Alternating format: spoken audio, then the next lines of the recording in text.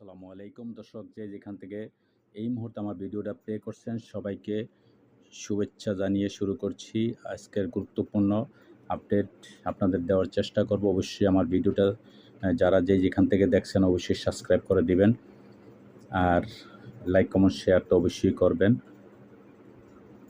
দর্শক, আজকে আপনাদেরকে জানানোর চেষ্টা করব, আপনারা জানেন জাতিসংঘের ৭৯তম যে অধিবেশন শুরু হতে যাচ্ছে সেই সম্পর্কে কিছু তথ্য আপনাদের দেওয়ার চেষ্টা করব। জাতিসংঘ অধিবেশনে মোদির সঙ্গে সাইডলাইনে বৈঠক করতে চান প্রধান উপদেষ্টা।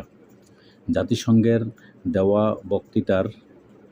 বক্তাদের প্রাথমিক তালিকা অনুযায়ী ২৬ সেপ্টেম্বর সাধারণ অধিবেশনে বক্তৃতা রাখার কথা রয়েছে মোদির।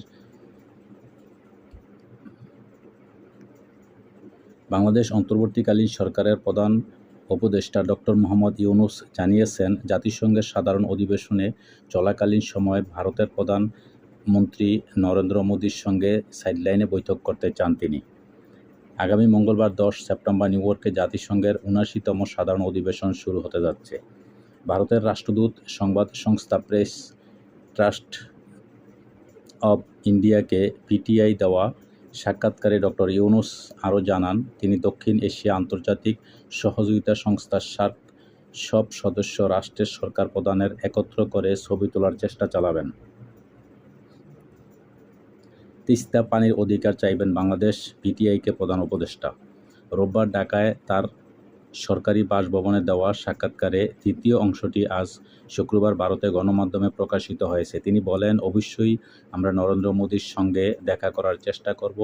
আমি সার্কভুক্ত দেশগুলোর সরকারের প্রধানদের একসঙ্গে এনে একটি ছবি তোলার চেষ্টা করব। মহৎ একটি উদ্দেশ্যকে সামনে রেখে সার্ক জোট গঠন করা হয়েছিল।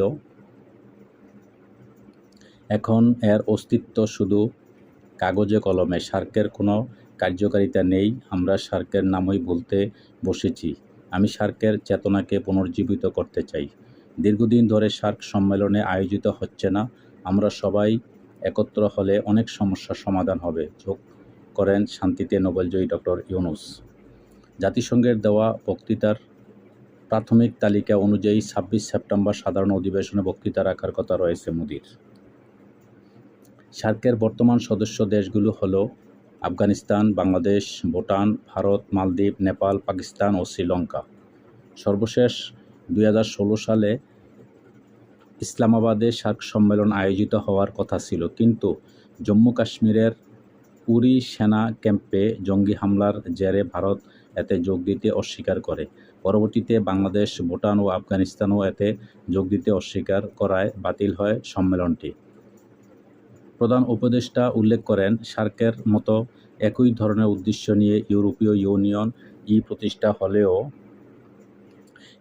প্রতিষ্ঠিত হলেও ইউরোপের জোটটি পারস্পরিক সমঝোতার ভিত্তিতে অনেক বড় বড় লক্ষ্য অর্জন করেছে। সে তুলনায় সার্কের প্রাপ্তি প্রায় শূন্যের কোঠায়। ডক্টর ইউনূস পিটিআইকে বলেন, ইউরোপের দেশগুলো ইইউ থেকে অনেক কিছু অর্জন করেছে। আমাদেরকে নিশ্চিত করতে হবে যাতে সার্ক কার্যকর থাকে। ইউইর দিকে তাকান, এটি অসাধারণ একটি জোট। পাকিস্তান নিয়ে সমস্যা থাকলে ভিন্নভাবে সমস্যার সমাধান হতে পারে, কিন্তু সার্কের কার্যক্রম বন্ধে থাকতে পারে না। বিচারের জন্য শেখ হাসিনাকে ফিরিয়ে আনতে চাই পিটিআইকে প্রধান উপদেষ্টা। রোহিঙ্গা প্রসঙ্গে ডক্টর ইউনূস বলেন, বিমানবন্দর মায়ানমারকে তাদের নিজ দেশে জনগোষ্ঠীকে ফিরিয়ে নিতে হবে এবং এই বিষয়টি তাদেরকে বোঝানোর চেষ্টা, ভারতের সহায়তা চাইবেন তিনি। তিনি আরও জানান, এই সংকটের মোকাবেলায় চীন, ভারত উভয়ই সাহায্য প্রয়োজন। এই বিষয়টির সুরাহা করতে আমাদের ভারত ও চীন উভয়ের সহায়তা প্রয়োজন। প্রায় ১০ লাখ মানুষ রোহিঙ্গা বাংলাদেশে এসেছেন এবং তাদের সংখ্যা বাড়ছে। এতে বাংলাদেশের অর্থনৈতিক ওপর ভয়াবহ চাপ পড়েছে। কয়েকটি দেশ তাদেরকে গ্রহণ করেছে, কিন্তু এটি সংখ্যায় খুবই কম। ভারতের সঙ্গে মায়ানমারের সম্পর্ক ভালো, তাই মায়ানমারকে বিষয়টি বোঝানোর জন্য ভারতের সহযোগিতা প্রয়োজন, যোগ করেন তিনি। ২০১৭ সালে মায়ানমারের রাখাইন রাজ্যে সহিংস সামরিক দমন পীড়নের মুখে ১০ লাখেরও বেশি রোহিঙ্গা পালিয়ে বাংলাদেশে চলে আসেন। জাতিসংঘ এই সহিংসতাকে জাতিগত নিধনের সঙ্গে তুলনা করেন। দর্শক, খুব গুরুত্বপূর্ণ আপডেট। অবশ্যই আমার ভিডিওটা সবাই শেয়ার করে দিবেন এবং যারা আমার চ্যানেল থেকে দেখবেন সাবস্ক্রাইব করে দিবেন, পরবর্তীতে যাতে কোনো এইরকম ইম্পর্টেন্ট গুরুত্বপূর্ণ আপডেট আপনারা পেতে পারেন। ভালো থাকবেন। আল্লাহ হাফেজ।